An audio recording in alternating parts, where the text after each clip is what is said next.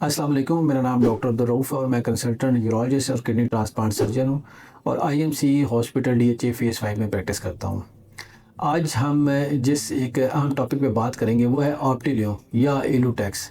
ये एक जदीद तरीन तरीक़ा इलाज है जिसके अंदर हम जो वो मरीज़ जिनको स्ट्रक्चर यूरेथ्रा होता है यानी कि पेशाब की नाली का सिकुड़ाव होता है, उनको इस तरीक़े इलाज से हम ट्रीट करते हैं।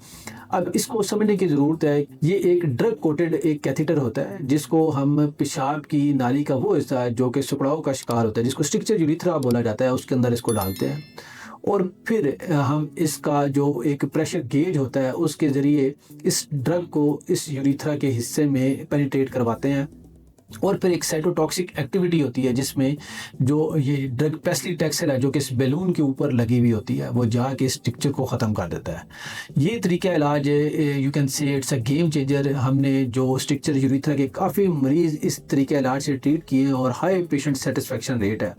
इन ओल्ड टाइम्स पेशेंट को हम बज़रिए कैमरा स्ट्रक्चर का जो ट्रीटमेंट करते थे उसमें एक तो रिकरस बहुत ज़्यादा थी, लेकिन उसके बाद जो एक नाइटमेयर था वो मरीज़ों के लिए ये था कि मरीज़ पेशाब की नाली उनको रोज़ाना यूरेथ्रा के अंदर फेरनी पड़ती थी और इसका जो दौरानिया वो 6 माह से लेके 1 साल तक होता था।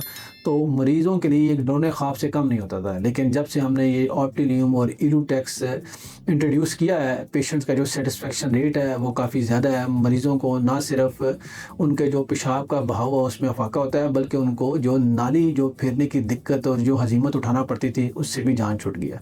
अगर आपको भी स्ट्रक्चर यूरेथ्रा से रिलेटेड कोई प्रॉब्लम है तो आप एलुटैक्स और या ऑप्टिलियम के लिए सारी इन्फॉर्मेशन हमसे हासिल कर सकते हैं और अपना इलाज करवा सकते हैं। Thank you.